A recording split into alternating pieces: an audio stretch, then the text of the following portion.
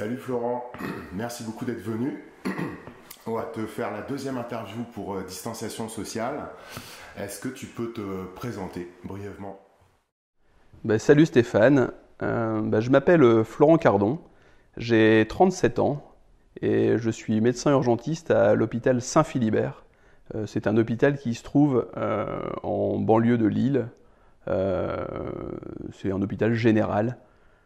Dans ma tête, l'urgence, c'est une spécialité médicale, c'est ça?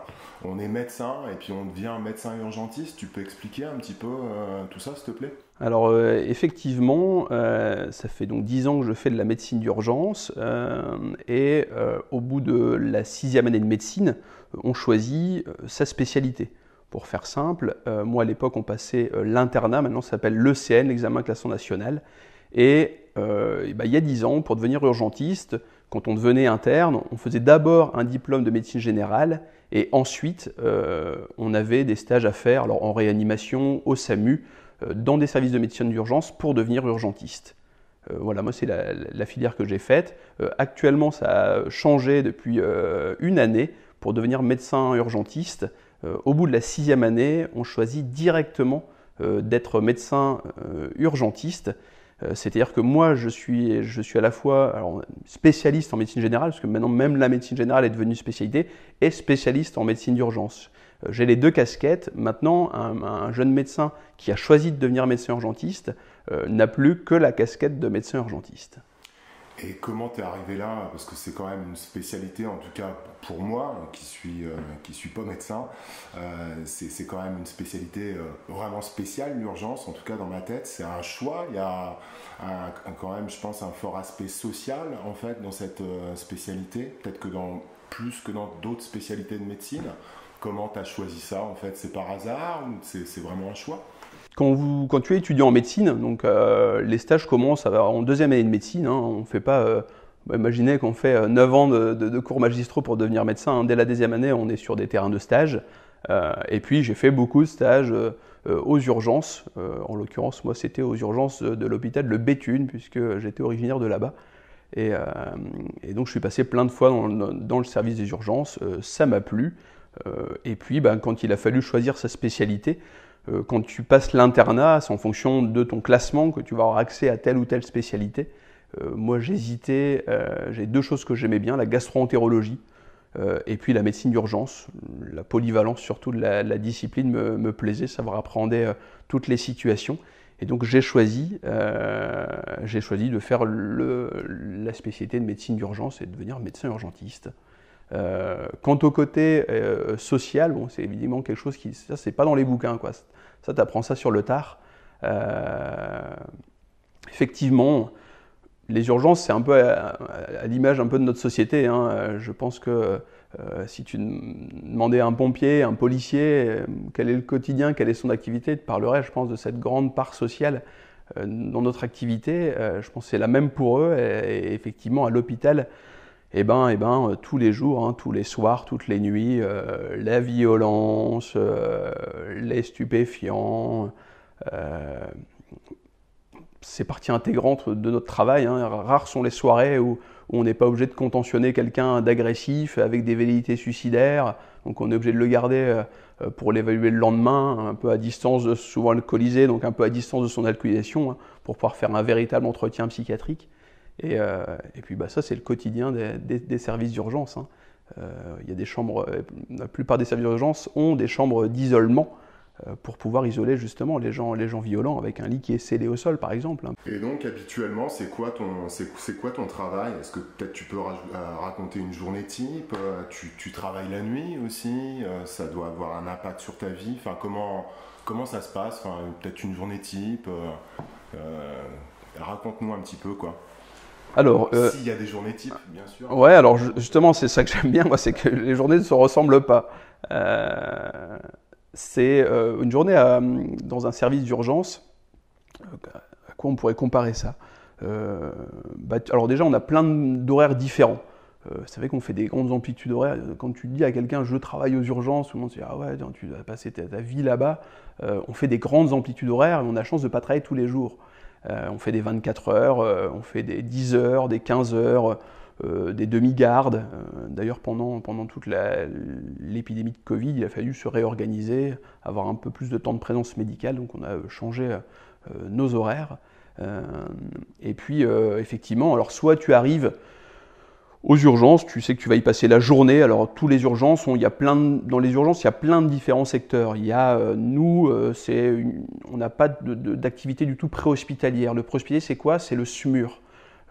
Quand vous appelez le 15 pour un problème urgent, le 15, en fonction de la gravité évaluée par téléphone, à la fois par les agents de régulation médicale, les gens en première ligne, et après le médecin que vous avez au téléphone, en fonction de la gravité, ils vont vous envoyer un moyen pour venir évaluer la détresse. Alors soit ce sera les pompiers parce que on est sur une zone publique, soit ce sera les ambulanciers parce que c'est soit du domicile, soit en maison de retraite, ou et dans les cas extrêmes, on sait qu'il y a une détresse où il faut prendre en charge les gens très vite, il y a un SMUR, donc une équipe médicale qui sera dépêchée sur place.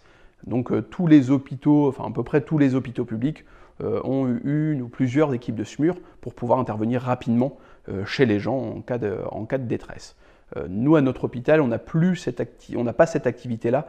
Nous, on accueille le tout venant, c'est-à-dire que toi, tu te présentes aux urgences pour un traumatisme, pour une plainte particulière. Voilà, tu vas faire un dossier d'entrée aux urgences administratif. Tu seras accueilli par l'infirmière d'accueil des urgences.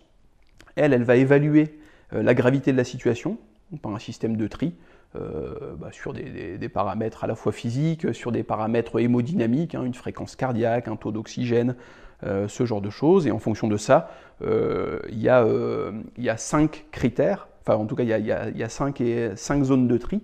Et en fonction de la gravité, tu seras mis en telle ou telle zone de soins, avec un besoin immédiat de soins. Donc le médecin est dans ce cas-là tout de suite alerté. Et puis après, sinon, si c'est quelqu'un qui vient parce que la plainte est là depuis un mois, cette personne-là, bon, effectivement, elle attendra son tour parce que aux urgences, la gravité prime sur l'heure d'arrivée, évidemment. Oui, tu disais que vous avez des horaires qui sont vachement différents, tu peux bosser la nuit, etc. Enfin, comment tu fais en fait? Parce que t'es jeune, mais ça perturbe quand même un peu ta vie comme ça, quand tu as des horaires, quand tu bosses la nuit, etc. Je sais pas, tu fais du sport, tu te défoules, tu dors la journée, comment ça se passe? Est-ce que ce travail-là, il a un impact vraiment conséquent sur ta vie perso? Effectivement, le fait quand tu termines une garde de 24 heures, alors déjà tu sais pas ce qui va se passer pendant ta garde, on peut dormir la nuit en garde, alors au mieux on arrive à prendre 5 heures de sommeil, et des fois on prend pas du tout de sommeil, alors le lendemain est difficile, en tout cas moi je suis obligé de dormir le lendemain si je n'ai dormi que 3 heures la nuit, donc souvent c'est une sieste en début d'après-midi.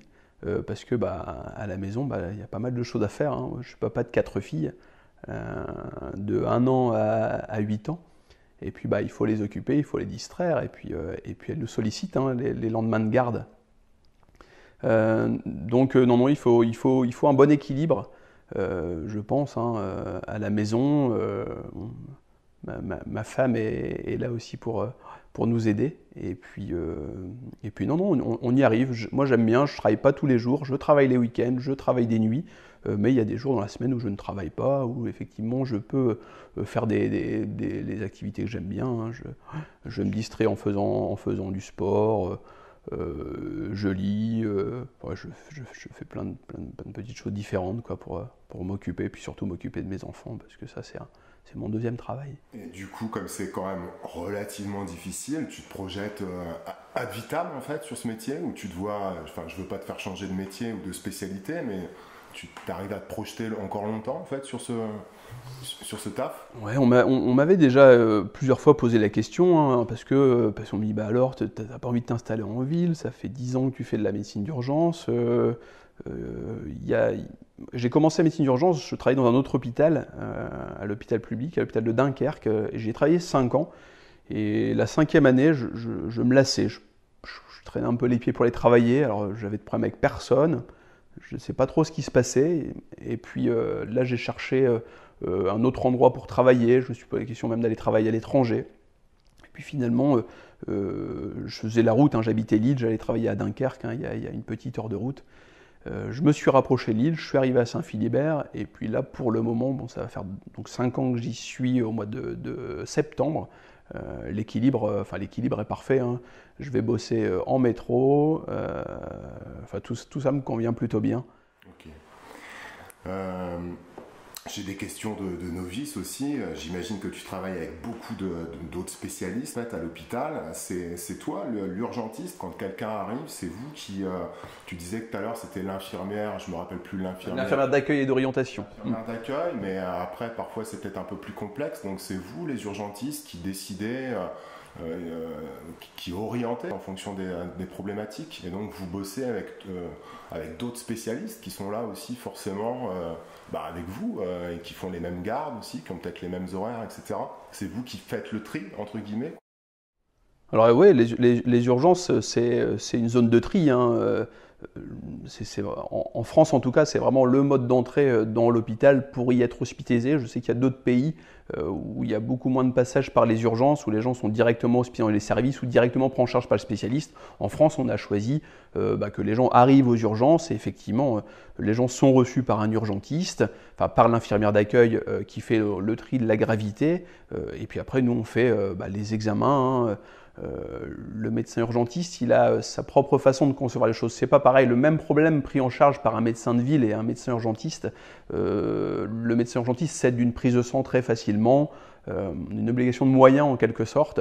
Si on ne sait pas avec la prise de sang, on va faire une imagerie, un scanner.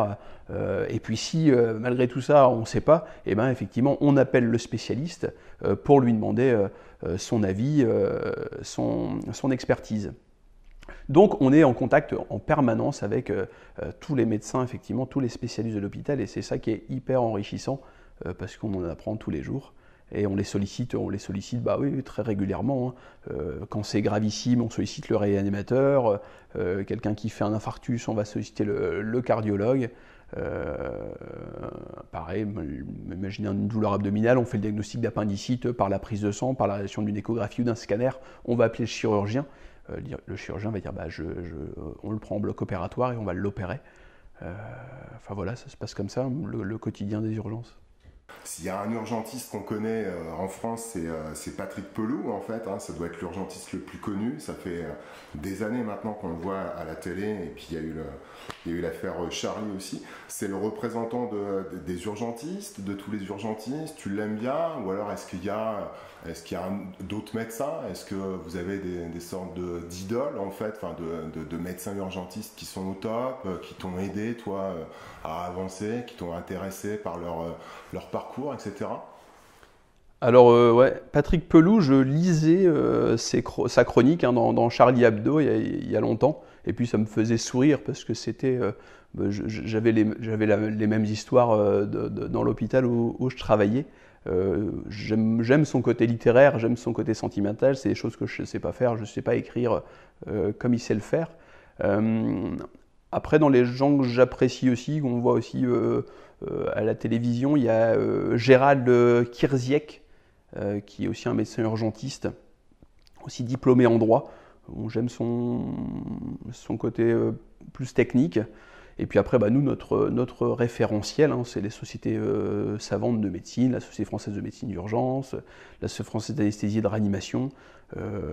Voilà, hein, c'est là-dessus qu'on se met à jour en quelque sorte, hein, par les études. Dis-moi. Excuse-moi, c'est important qu'on voit des urgentistes comme ça dans les médias, parce que c'est peut-être entre guillemets, une spécialité qui n'est pas forcément mise en avant, qui est un petit peu underground, qui n'est peut-être pas assez valorisée. Donc c'est important qu'on voit ces urgentistes dans les médias qui viennent défendre, en fait. On entend quand même pas mal parler de problèmes de moyens, etc. Oui. Moi, je pense que il faut effectivement, il faut signer, il faut sonner un cri d'alarme, hein, quand ça va pas dans un hôpital, quand vous avez plus de médecins, quand tout le monde est parti, quand le service d'urgence va presque fermer ses portes, quand la prise en charge est pas satisfaisante, faute de moyens. Effectivement, il faut le crier haut et fort. Et heureusement que ces personnes-là le font et puis effectivement représentent. Et puis pour se faire entendre, effectivement, il faut médiatiser la chose. On va essayer de parler forcément de la crise du Covid. Hein. J'ai quelques petites questions. Ça va être difficile de ne pas en parler, on est encore dedans. Est-ce que dans ton hôpital, vous avez vu arriver la vague? Vous vous êtes préparé? Alors, dans notre hôpital, on a su que la vague allait arriver, surtout, puisque dans l'Est, ils ont eu effectivement la vague une dizaine de jours avant nous, ce qui fait qu'on a eu le temps de se rassembler, de se mettre en plan blanc, de créer. Donc le plan blanc, c'est une organisation, c'est un plan hospitalier en fait, propre à chaque hôpital, hein, qui était écrit d'avance, hein, en cas de crise, donc là en cas de crise sanitaire, où on augmente les moyens médicaux, paramédicaux, logistiques, il y a des cellules de crise, tout ça qui se met en place, et donc on a eu le temps de mettre tout ça en place, de se réorganiser, d'organiser des unités Covid, de faire des lits dédiés Covid, augmenter après par la suite le nombre de lits de réanimation. Tout ça c'est organisé. Et finalement, la vague, en tout cas je vais parler évidemment au nom de mon hôpital, hein, même si j'ai le témoignage de pas mal de copains qui bossent dans les autres hôpitaux du Nord-Pas-de-Calais. On n'a pas... Oui, il y a une grosse activité Covid le premier mois, où un malade sur deux venait pour des difficultés respiratoires, ce genre de choses, ce genre de symptômes, mais on n'a pas été submergé. Vague, je dirais pas une vague, je dirais un bel écume, quoi. Okay. Ouais, donc tu disais, vous avez réussi, en tout cas dans ton hôpital, à ce que ça se passe plutôt bien. Est-ce que tu peux parler un petit peu des profils en fait qui sont arrivés justement pendant ce mois où c'était un petit peu dur? C'était le même type de profil? Il y avait des... Il a fallu changer justement parce que les profils ont évolué, hein, parce qu'initialement, nous... Alors, on a créé un poste médical avancé, l'acronyme c'est PMA, on a peut-être déjà entendu ou lu ça. En gros, c'est une structure de tri en amont de l'hôpital. Donc c'était nous, on n'avait pas les moyens d'y mettre un médecin, il n'y avait pas assez, donc c'était une infirmière qui était là, alors évidemment communiquer constamment avec le médecin pour choisir dans quel endroit on allait mettre le malade. Alors effectivement, initialement, on savait que le Covid c'était une maladie respiratoire. Donc tous les gens qui venaient pour tout, hyperthermie, difficultés respiratoires, c'était du Covid jusqu'à preuve du contraire, ils étaient mis dans des chambres individuelles avec des mesures d'isolement. Mesures d'isolement, c'est quoi? C'est quand vous allez voir ce malade-là, donc le malade évidemment, tous les malades avaient un masque, hein, même dans un secteur de soins conventionnel, un traumatisme de cheville, on lui mettait un masque quand il rentrait dans les urgences. Et le malade par contre suspect Covid était mis dans une chambre individuelle, une chambre fermée. Initialement par exemple il fallait des chambres avec un flux d'air différent de l'ensemble des flux d'air de l'hôpital. Et donc nous on a la chance d'avoir, on avait 7 lits où on pouvait faire cette organisation-là. Je sais qu'il y a des hôpitaux où on ne pouvait pas distinguer deux flux d'air différents, après faire des travaux et démonter l'hôpital pour pouvoir créer ça. Donc nous, on a pu s'organiser comme ça. Et donc quand vous rentrez voir un malade suspect Covid, il y a une procédure d'habillage. Hein. Vous avez une blouse, une surblouse, une casaque, des gants, un masque. Alors nous, les recommandations qui sont les recommandations officielles, hein, et puis à la fois officielles et à la fois c'était pareil, il y a eu des problèmes de manque de masques, ce genre de choses. Donc nous, dans notre hôpital, on a constamment des masques chirurgicaux sur le visage et quand on faisait des soins, on mettait des masques alors initialement chirurgicaux, après il n'y avait plus de chirurgicaux à l'hôpital, il a fallu mettre des masques FFP2 pour aller voir les malades suspects Covid. Et puis après pareil, tu as des procédures de lavage de mains, procédures de déshabillage, aller faire un prélèvement nasopharyngé pour aller voir pour aller faire le fameux test Covid, hein, la PCR Covid, il y avait des mesures hyper strictes, hein, ça semble très simple, c'est un coton-tige, en gros un gros coton-tige que tu mets au fond de la narine, tu fais 2 petits tours de doigts et puis après tu envoies ça au laboratoire. Sauf qu'évidemment il faut être stérile, le recueil il est très particulier, dans des sachets doubles pour pas contaminer, pour pas se contaminer, pour pas contaminer aussi le prélèvement. Tout ça, évidemment ça prend beaucoup de temps. Et c'est pour ça qu'il fallait grossir les moyens, grossir les équipes, et puis parce qu'on attendait aussi énormément de malades. Et ce que je voulais dire aussi quand tu parlais de profil, c'est les urgences aussi qui décidaient si pour les cas les plus graves, en fait, si les patients partaient en réa. Et ce que je voulais dire, c'est est-ce qu'il y avait des profils particuliers de gens qui partaient en réa, s'ils partaient, je ne sais pas moi, diabète, les fameuses comorbidités. Est-ce que tu as pu, toi, dans ton hôpital, constater en fait des profils particuliers qui étaient particulièrement attaqués? Alors les malades Covid, là avec maintenant 2 mois de recul, ça concernait tous les âges. Nous, on n'a quasiment pas de population pédiatrique, mais on a vu des gens de tout âge. Alors le mode de présentation était complètement différent, hein. Il y en a qui venaient avec une sensation du mal à respirer, il y en a qui venaient avec uniquement de la fièvre, et on a eu des gens effectivement, hein, qui sont arrivés avec une difficulté à respirer. 2 heures après, on leur avait mis 2 litres d'oxygène parce que voilà, le taux d'oxygène qu'on surveillait en continu baissait. 4 heures après, ils étaient à 6 litres. Et 12 heures après, ils étaient avec un respirateur parce qu'ils étaient en détresse respiratoire et en épuisement respiratoire. Et effectivement, ces malades-là étaient pris en charge en réanimation. Et comme c'était cette maladie, le grand inconnu, initialement, on a des méthodes d'hyperoxygénation, tout ça, sauf que certaines études avaient montré que ça envoyait du virus dans la pièce où était le malade, et donc évidemment pour les soignants qui les prenaient en charge, malgré toutes les précautions, il y avait un risque pour eux. Donc on avait dit non, le malade en détresse respiratoire, on ne peut pas lui faire profiter de ces systèmes de débit d'air très élevé, parce que ça nébulise dans la pièce, on imaginait que ça nébulise dans la pièce du virus. Alors que mettre un malade sous ventilation mécanique, il n'y avait pas cet effet de nébulisation. Hein, la ventilation mécanique, c'est quand vous intubez un malade. Intuber un malade, c'est quoi? C'est mettre une sonde d'intubation dans les voies aériennes. Hein, majoritairement, on passe par la bouche. En gros, on cathétérise les voies aériennes, donc dans la trachée. Au bout de la sonde d'intubation, vous gonflez un petit ballonnet pour pas qu'il y ait de reflux. Et puis ensuite, la machine va pousser de l'oxygène. Du coup, une crise comme ça, dans ton taf, tu avais déjà connu quelque chose d'une ampleur pareille? Enfin, tu es quand même jeune, mais est-ce que dans ton histoire, tu avais connu quelque chose d'aussi fort, qui avait duré aussi longtemps? Non, là, j'ai un souvenir d'un plan blanc qui avait été déclenché quand je bossais à l'hôpital de Dunkerque. Je suis en pleine nuit.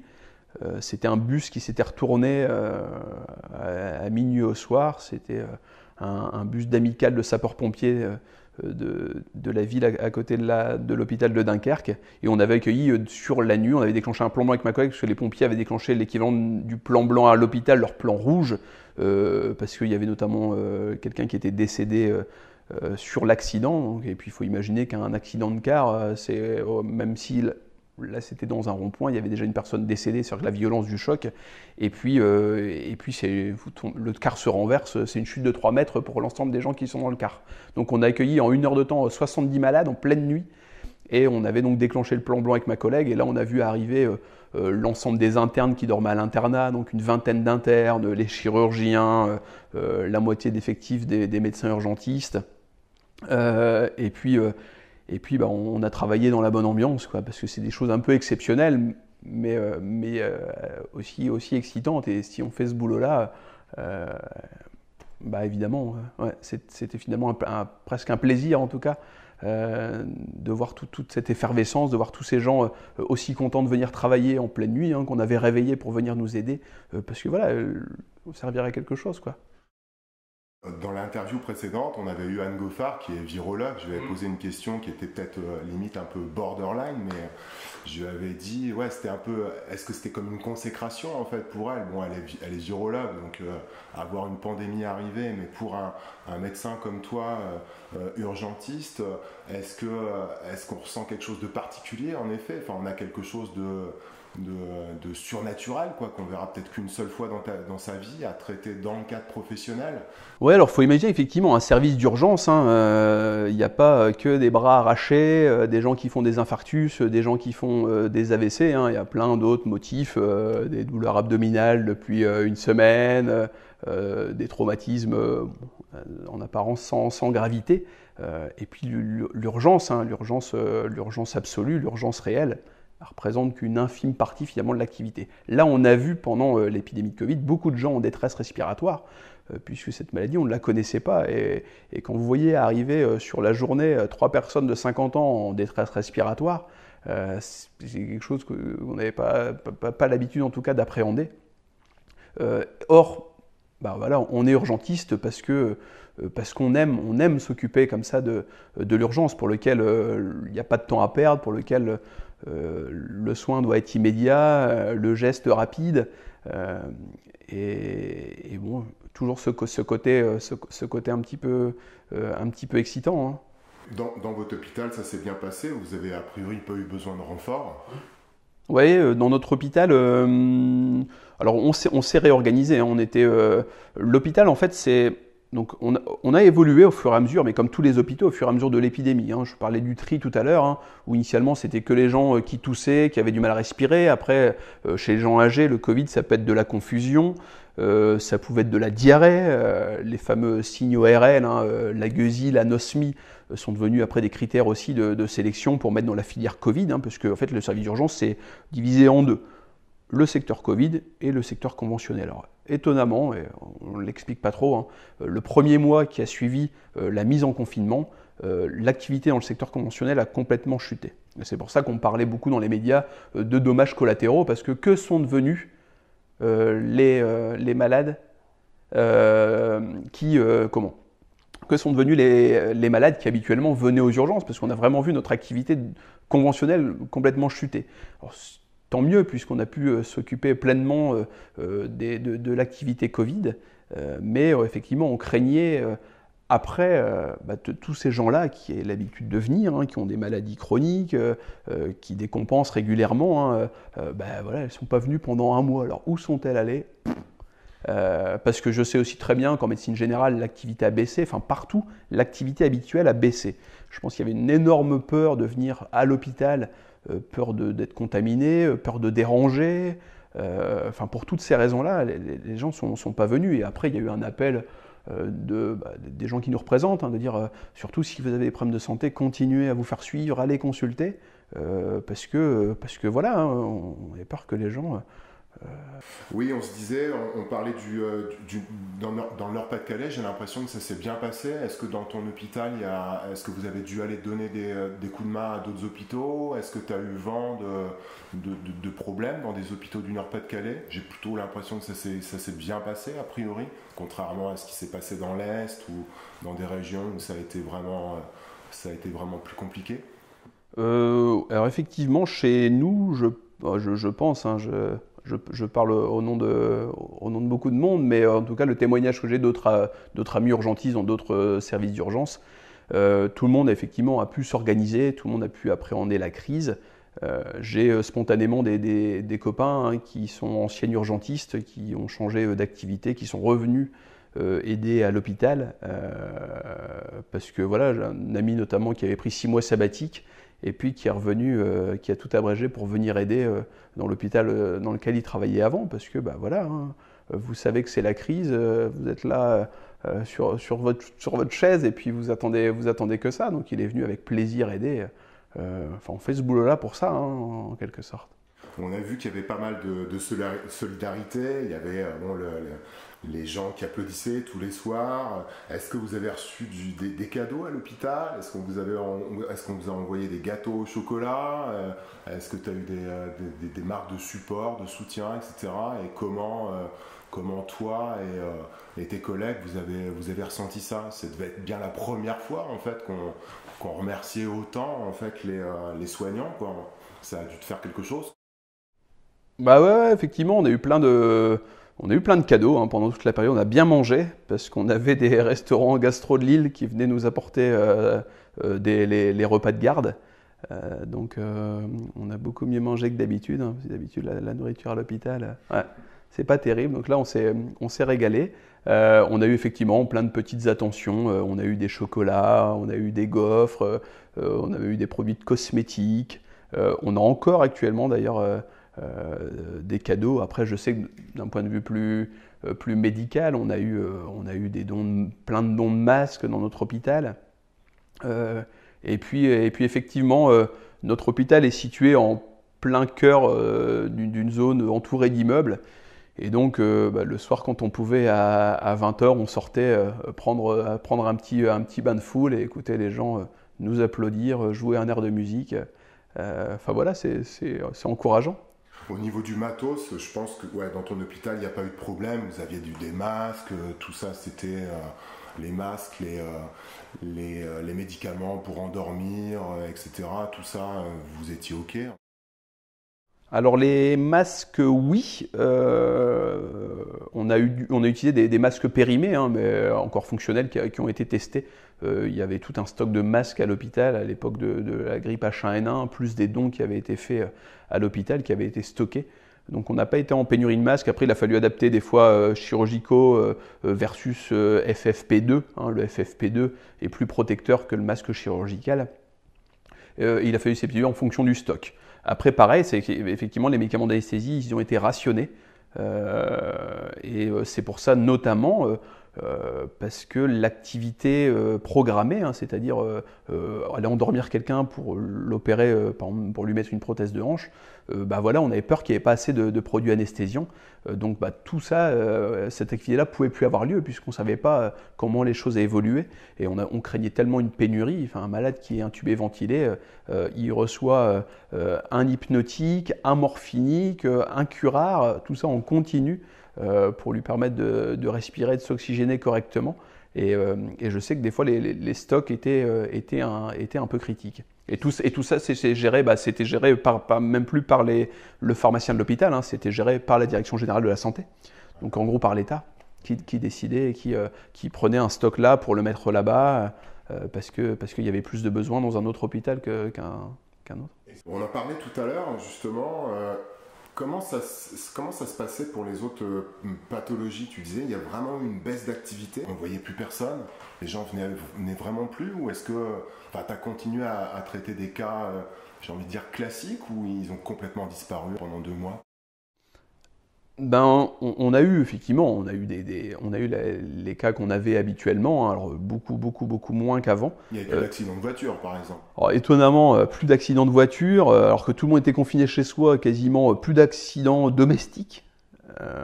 Alors qu'avant, c'est un peu le quotidien, hein, même si tout le monde a essayé de bricoler chez soi, je pense que tout le monde était très précautionneux. Et puis, ou alors les gens, se sont ouverts le doigt et puis on considérait que c'était pas la peine de faire des points de suture et pas la peine de venir emboliser aux urgences. Donc on n'a pas eu ça. Après nous on s'est organisé, tous les médecins de l'hôpital, une espèce de solidarité comme ça, hein, quand on est en crise.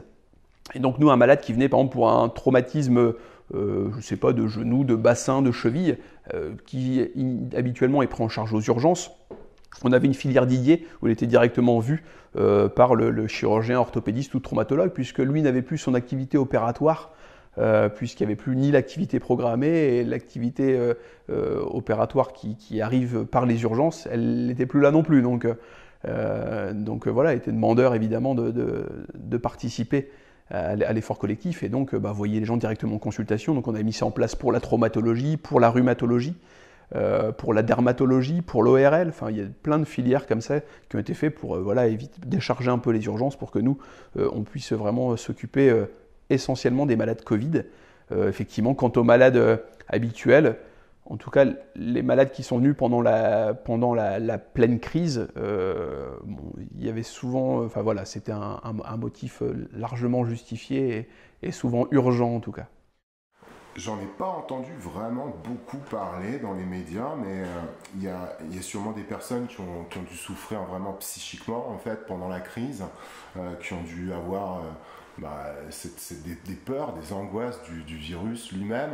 Et le confinement, il a dû aussi être sévère, en fait, vraiment attaquer les gens psychiquement. Tu as vu plus de gens venir justement en souffrance psychique aux urgences?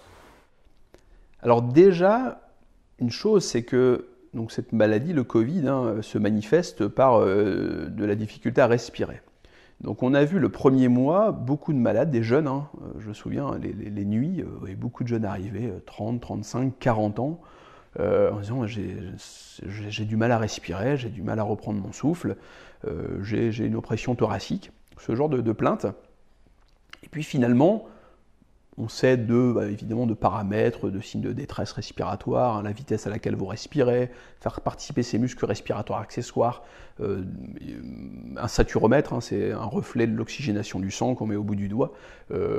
Tous ces paramètres-là étaient corrects, étaient normaux. Mais la personne te disait, donc je pense à la fois cette maladie qui entraînait là, cette attaque respiratoire et cette atteinte respiratoire, plus le côté extrêmement anxiogène d'avoir du mal à respirer, les deux se potentialisaient.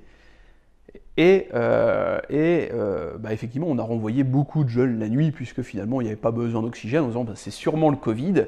Néanmoins, vous n'avez pas un stade où vous avez besoin d'oxygène, donc si les choses s'aggravaient, le mal à respirer s'aggravait, évidemment, il faut revenir, et puis là, on reverra. Mais là, au stade au stade actuel, là, il n'y a pas besoin d'être hospitalisé. Donc, au tout début, c'était voilà, vous êtes en quarantaine chez vous, vous ne sortez plus et vous attendez chez vous 14 jours et puis vous appelez le 15 si les signes de détresse respiratoire, on essaie de les expliquer aux gens pour qu'ils puissent faire de l'auto-évaluation, puissent alerter le 15 pour pas que le 15 soit submergé d'appels. Et puis voilà, donc ça c'est la première chose. Je pense que la maladie et le symptôme de cette dyspnée, du mal à respirer, ça c'est très très anxiogène. Après, il y a beaucoup de gens qui arrivaient à l'hôpital, alors pour un motif autre, et qui posaient la question, il y a beaucoup de Covid dans votre hôpital, parce que les gens avaient peur de venir se contaminer.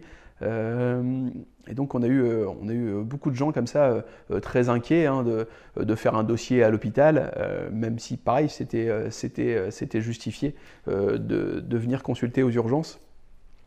Il y a ça, et puis après on a eu donc un peu après le mois, le premier mois qui était le mois le plus chargé, on a vu des gens arriver par contre là avec des histoires de Covid dans la famille, un témoignage, une expérience, quelqu'un qui est décédé, quelqu'un qui a des séquelles de la réanimation, ce genre de choses. Et ça, on les a vus arriver évidemment après. Donc on a créé, nous, à la fois une aide psychologique évidemment aux patients, et on a même créé pour l'hôpital une aide psychologique, parce qu'au départ, pareil, on ne savait pas si les enfants allaient être malades, la tournure que ça allait prendre. Imaginez une infirmière, jeune maman de 2 enfants, et moi-même, si vous m'aviez dit que le virus attaquait les enfants jusqu'à en mourir, je pense que je me serais mis en quarantaine et j'aurais passé 2 mois à l'hôpital, je ne serais pas rentré chez moi le soir. Donc on appréhendait comme ça. Donc il y a des cellules de crise psychologique, ça s'appelle ça s'appelle une PUM, l'acronyme, qui ont été mis en place à l'hôpital pour les soignants de l'hôpital, parce que pareil, je vous dis, c'était extrêmement anxiogène. Et puis on voyait les malades arriver. Je vous dis, arriver à avoir autant de malades aussi jeunes en détresse respiratoire. Du compte que cette maladie, c'était quand même la loterie. On parlait des gens malades, effectivement, les comorbidités, ce genre de choses. Oui, il y en a une qui ont été mis en évidence, les gens obèses, les gens hypertendus. C'est aussi le témoignage que j'ai des copains qui bossent en réanimation. C'est surtout ces gens-là, les hommes, c'est aussi considéré. Et on n'a peut-être pas assez de recul encore, parce que ça s'est terminé il y a 2 semaines, mais le confinement, en fait, lui-même, il a dû avoir un impact à la fois physique et psychique sur les gens. On n'a plus fait de sport pendant 2 mois, et puis tous les gens sont pas restés dans leur appart de 200 mètres carrés. Il y a des gens qui ont galéré. Est-ce qu'on commence à avoir... est-ce que le confinement a un impact comme ça? Il a forcément dû avoir un impact sur la santé aussi, quoi. Est-ce que tu as commencé à avoir des gens qui étaient attaqués par le confinement, quoi, en fait, quoi. C'est assez con à dire, quoi, mais... Alors on a vu des gens. Enfin, c'est vrai que le confinement était, en tout cas je pense, hein, moi, et ça, c'est indispensable en cas de pandémie. Hein. Je me souviens de mes cours d'épidémiologie, on disait toujours la maladie est un problème individuel, la pandémie c'est un problème collectif. Et effectivement, pour faire chuter, d'ailleurs ça a fonctionné, hein, j'ai l'impression que la maladie est en train de s'éteindre pour le moment. Et on a vu effectivement arriver, alors c'est déjà des gens fragiles, hein, parce que voilà, quelqu'un qui est bien dans ses pompes, être confiné 2 mois, bon, ça va pas changer grand-chose, mais quelqu'un qui est déjà fragile psychologiquement, c'est lui qui va décompenser sa solitude, son humeur dépressive à cause du confinement. Et donc on a vu effectivement arriver des gens-là. Alors il y a eu rapidement, et ça c'est génial aussi, hein, la téléconsultation pour ces gens-là, parce que je pense que la téléconsultation ne se prête pas à tous les motifs médicaux, mais au moins pour tous les gens qui étaient suivis dans des centres médico-psychologiques, qui ne pouvaient plus aller à leur consultation de suivi, qui avaient besoin de parler. Bon, la téléconsultation, je pense que c'était génial pour ces gens-là. Et puis non, enfin, on a vu effectivement arriver des gens qui demandaient à voir le psychiatre, à voir le psychologue de l'hôpital. Hein. On en a eu quelques-uns. Alors, je ne pense pas qu'il n'y a que le confinement. Je pense qu'il y avait déjà une fragilité. C'est toujours l'accumulation de choses. Hein. Ce n'est pas seulement le confinement qui a fait que les gens voilà, sont venus consulter à l'hôpital. On va finir sur la crise en essayant de parler un peu de toi, en fait. Comment tu as géré cette crise perso? Est-ce que tu as eu plus de stress qu'habituellement? Et tu t'es demandé, tu m'as dit, tu penses avoir chopé le Covid, peut-être l'avoir transmis à ta femme. Comment t'as géré ça? Le Covid a eu un impact, en fait, sur ta vie perso? Bah ouais, un mois après le confinement, ma femme est tombée malade avec des symptômes très évocateurs de Covid. On n'a pas fait le test, mais 3 nuits d'avoir du mal à respirer, sans avoir de problème respiratoire habituellement, des engelures, hein, qui étaient aussi un signe de la maladie. Et or, elle n'est pas sortie de la maison. Donc je me suis dit, c'est forcément, enfin c'est très très probablement moi qui lui ai ramené la maladie. Bon, les choses ont bien évolué, elle est maintenant en pleine forme. Mais effectivement, hein, malgré toutes les précautions de arriver à l'hôpital, se changer, se nettoyer avant de repartir, bon, à la maison, on n'avait pas pris de précautions particulières, hein, on n'avait pas mis de masque, à part se laver les mains un peu plus que d'habitude. C'était la seule précaution qu'on prenait. Mon père est aussi tombé malade, avec lui une atteinte scanographique, donc au scanner il y avait des lésions typiques de Covid. On s'était vu 5 jours avant qu'il tombe malade, par contre c'était avant qu'on soit confiné. Mais ouais, effectivement, tu dis, il faut faire attention, quoi. Hein.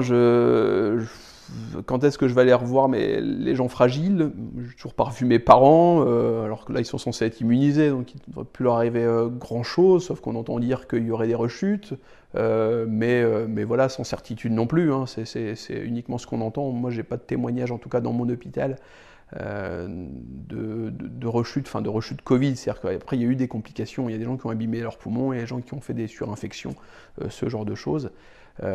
Mais voilà, le Covid c'est vraiment l'inconnu et je pense que le principe de précaution dans l'inconnu il est indispensable. Les principes de précaution générales, hein, tout ce qui se passe dans la vie de tout le monde, au travail, toutes ces mesures, quand vous rentrez dans un magasin, effectivement, le masque, moi, me semble indispensable, et se laver les mains aussi avant de toucher aux objets du magasin, c'est du bon sens, quoi.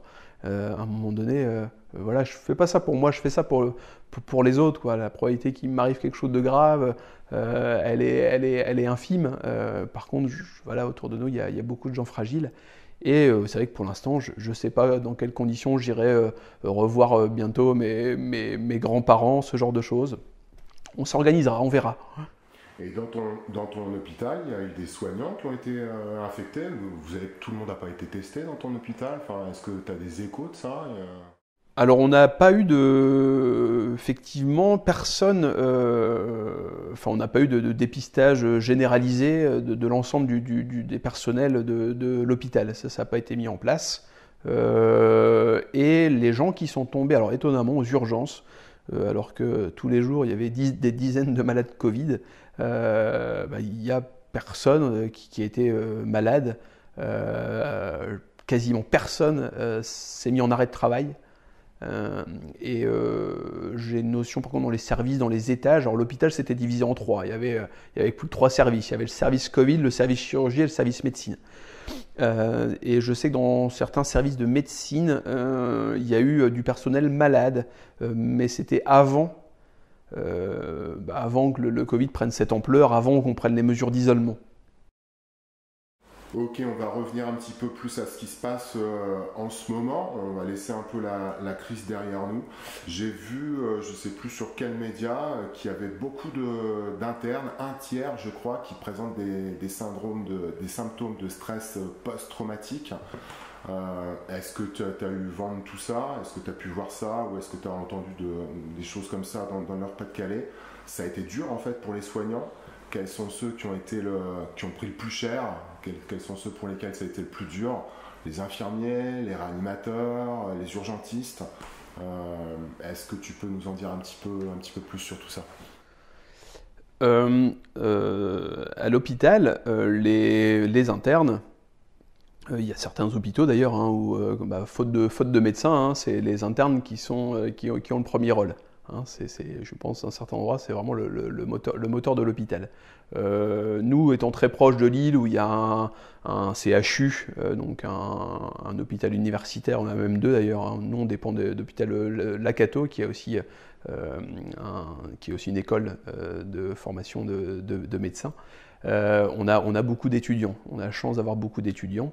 Et puis, plus ils sont nombreux, je pense, et plus on peut se répartir les tâches, et moins elle sera pénible, cette tâche. Il y a des hôpitaux, effectivement, où je pense que déjà, faute de personnel, faute de médecins, on a demandé aux internes beaucoup. Je pense que c'était déjà le cas dans ces endroits-là avant la crise.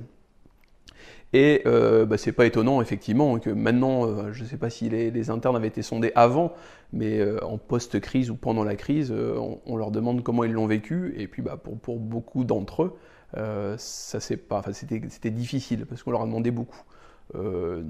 Pour preuve, les internes devaient terminer, c'est national, devaient terminer leur stage au mois d'avril. Parce qu'ils font des périodes de 6 mois, et nous on leur demande de faire 1 mois supplémentaire, mais ça c'est national, pour ne pas changer de stage en plein milieu de l'épidémie. Donc nos internes ont fait un mois supplémentaire, avec effectivement une organisation un peu différente. Nous on a aussi augmenté notre temps de travail à l'hôpital. Oui, les internes aussi ont augmenté leur temps de présence à l'hôpital. Donc je pense effectivement il y a certains endroits, certains hôpitaux déjà un peu désertés où sans interne l'hôpital ne peut guère fonctionner. Je pense que voilà, les internes c'était compliqué. Et après les internes, c'est les internes de médecine générale, les internes de spécialité, les internes de chirurgie. Je pense que voilà, tout le monde l'a vécu un petit peu différemment. L'interne de chirurgie qui avait plus ses blocs habituels. Il n'y a pas de raison que lui, il ait mal vécu la période. Ouais. Et les infirmières, les aides-soignantes, elles ont dû quand même avoir du taf, plus de taf que d'habitude. Pareil, pour elles, les effectifs ont été grossis.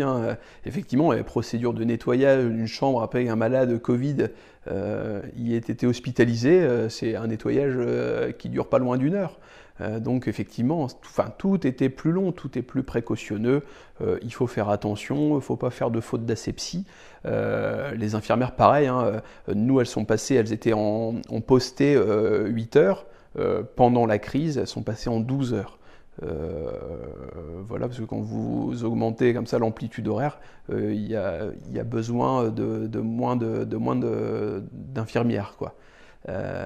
Et donc, l'hôpital, c'est vraiment, tout s'est réorganisé pour prendre en charge le mieux possible le patient, évidemment. J'ai vu, je sais pas, pareil, si c'est vrai, c'est balancé comme ça sur les médias, mais on voit de plus en plus d'individus revenir 30 à 45 jours après et qui se plaignent de symptômes. Donc c'est a priori des personnes qui ont été atteintes, soignées et où les symptômes se redéveloppent après donc 30 à 45 jours. Est-ce que tu as eu vent de tout ça? Est-ce que tu... Alors, toujours pareil, hein, je me méfie toujours de la vulgarisation de l'information médicale. Moi, je vais juste témoigner de ce que j'ai vu. On a effectivement, on a eu un malade qui a fait 2 séjours en réanimation avec un retour, je ne sais plus s'il était rentré chez lui entre deux ou s'il était encore dans un service de médecine, avec à chaque fois le prélèvement Covid dans le fond de nez qui était positif. Donc il a dû être prélevé au moins 5 ou 6 fois et c'était toujours positif. Or, normalement, quand vous êtes guéri, ce prélèvement devrait être rendu négatif. Alors, est-ce qu'il s'est réinfecté? Est-ce qu'il n'a jamais été guéri?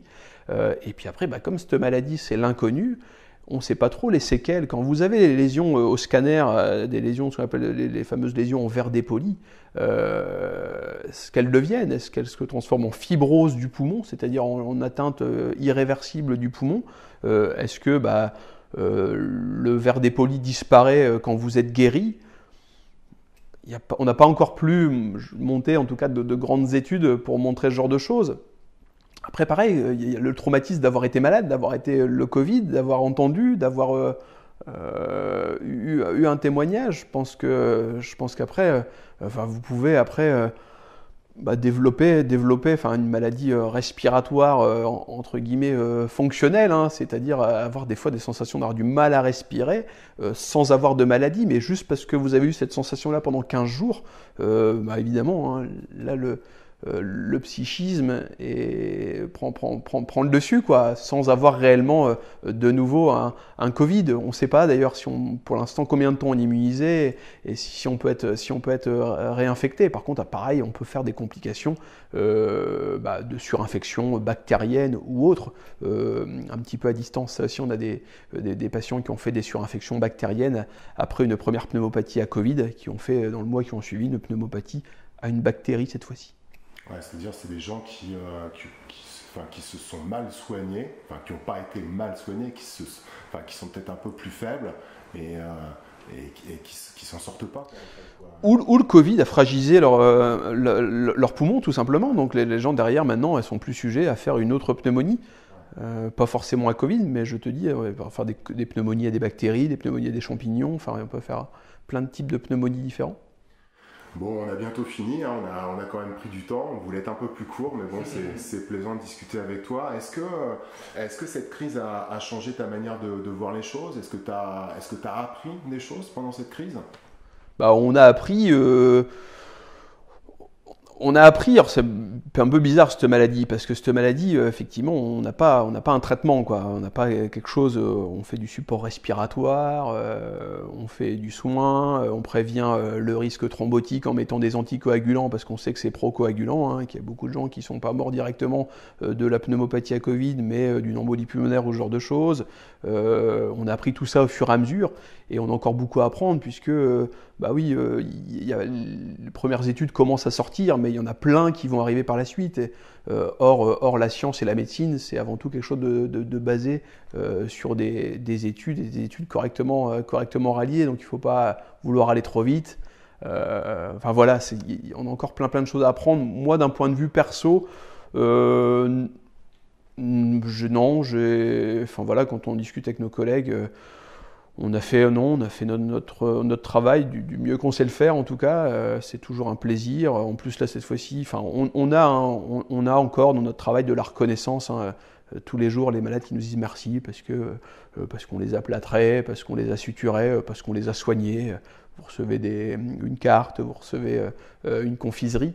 Là, on a eu tous les jours, on avait droit aux acclamations. Alors évidemment, on ne fait pas ça pour ça. Mais voilà, c'est comme quand vous faites une course à pied et que les gens vous encouragent, il y a un côté un petit peu stimulant. Donc pour finir, je sais pas, c'est le grand classique, ton hôpital se prépare à une deuxième vague. Toi, tu t'y prépares. Je vais pas te demander si tu penses si elle va arriver, mais est-ce que vous vous préparez en fait à cette hypothèse? Ce qui est bien, c'est que ça y est, on a en quelque sorte notre cahier des charges, c'est-à-dire que si la seconde vague, on se remettrait en mode entre guillemets Covid, avec l'organisation d'avant, on referait pareil. Évidemment, l'hôpital, il doit vivre aussi. Donc l'hôpital, là, se réorganise pour refaire l'activité habituelle, le programmer, soigner les patients d'avant et les patients habituels. Et puis, les murs ne sont pas extensibles. Donc ça reprend de la place. au détriment de l'activité Covid qui est en train de s'éteindre.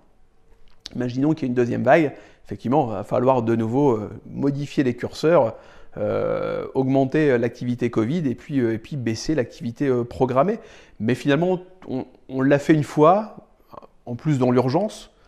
Je pense que s'il fallait refaire, ce serait encore mieux que la première fois. Après, c'est toujours pareil, tout dépend du nombre de malades qu'on accueillera. Et on en a parlé un petit peu, on va finir avec ça. On en a parlé un peu avant, mais est-ce que c'est vrai qu'il y a beaucoup de patients qui n'ont pas consulté pendant toute la période de confinement et qui arrivent en mode vraiment dégradé? Est-ce que c'est pas ça la deuxième vague, celle qui est en train d'arriver en ce moment? Ouais, alors je reviendrai sur surtout deux grandes pathologies. On